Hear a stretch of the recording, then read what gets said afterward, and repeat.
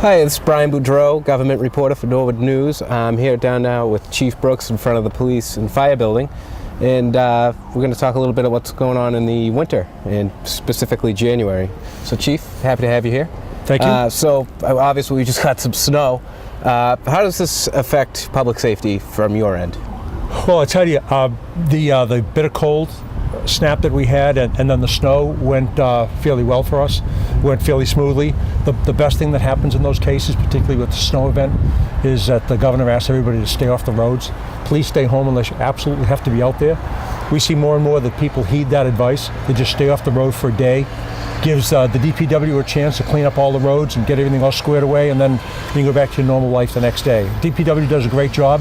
They're all over the place, but they can move so much more quickly when they don't have to go around parked cars, and when they're not trying to avoid traffic, and when they're not stuck behind cars and traffic. So if everybody just stays home the day of a snow event and let the DPW do what they do well, things flow smoothly for us. We do deal with cars stuck and cars off the roadway and that sort of thing. Absolutely. But the numbers are way down when people stay home. Excellent. And I know we were talking a little while ago. I heard you have a new dispatcher coming in. Yes, we have a couple of hiring issues this month. One is we hired Joe Montesano as a dispatcher, and he's in training now in the building. And then this current week, when we're taping this, he's actually going to be going to a 1-week school for police dispatching. So he's been doing some in-house training. He's been to 911 school. Now he's going to a 1-week school on dispatching, and then he'll be back at the station doing more in-house training. And another month or so, 2 months, he'll be ready to go on his own. Excellent. Now with the new year beginning, kind of switch gears a little bit. What do you have for stats for us for the end of the year? Well, we were just looking at the numbers the other day, and so the police department, aside from officer-initiated activities where the officers set up and log entries are created as a result of that, these are calls for service from the public. We entered 16,500 calls in 2017. Taking a look at the crime statistics, for the most part, most of our categories of crime are down. We had 47 drug overdoses in 2016, but we only had 29 in 2017. Wow. So that's about a 35% drop. We had more fatalities this year than we did the year before. We had 6 this year and only 3 last year. Most of that's probably got to do with the fentanyl that's in the stream, but the fact that our overdose events are down is helpful. Most of our crime categories are down. We only had 2 robberies this year, where we had 9 last year.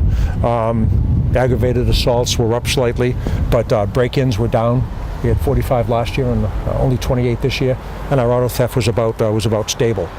Our office is set up 3,800 times to run traffic enforcement at various spots around town, and we wrote over 4,500 motor vehicle citations over the course of the year. Wow. And we booked just over 1,000 accidents, and that's actually pretty stable from what it was last year. Just slightly over 1,000 crash events that we responded to. And again, I know we were talking before. Do you have any programs coming up in the next couple months or anything like that? We do. We have a couple of interesting programs that are starting up. One I know we've talked to the selectmen about before is Rape Aggression Defense. Yes. And that's a self-defense program for women.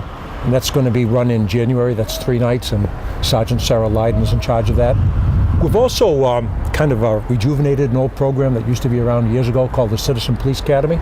It's kind of the adult version of the youth academy we do during the summer with middle school kids. And that's going to be 8 Monday nights. And that program is being overseen by Sergeant Tom Carey. The people who sign up for that program will be able to learn about the department's command structure, how we investigate criminal activity, how we work crime scenes, a little bit about drug enforcement, police equipment, traffic enforcement, the rest of it. So all of the instruction will be done by our officers. I'm really looking forward to that. I'll be participating as well, the deputy chief. We're looking forward to that program. People should watch our Facebook page for more updates on the starting date and the email to sign up. That's going to be starting in early March. The other thing I should mention too, not so much a program for the public, but an internal training issue, is I've talked a lot about the One Mind campaign of the International Association of Chiefs of Police. Yes. And that's a program that helps police chiefs focus in on providing service to the mentally ill. And as I've said before, we've signed up for that campaign. I've taken the pledge for that campaign. I serve on the board of directors at IECP. So we have a policy in place. We have a relationship with our Riverside Community Care. We have now trained all of our officers and dispatchers in mental health first aid, which is an 8-hour course. And in January, we'll be hosting a 1-week course here at the Norwood Police Department. We have 8 officers in the course. We've already had 8 completed. And this is a 1-week course on crisis intervention training. Officers from throughout the area will be attending, and they'll actually cap it off for us. We will have exceeded our goal. We'll have 25% of our sworn personnel have attended the 1-week course. I think that the officers who have participated in that, all of the officers volunteering, have been volunteers. They've all stepped forward and said they wanted this training.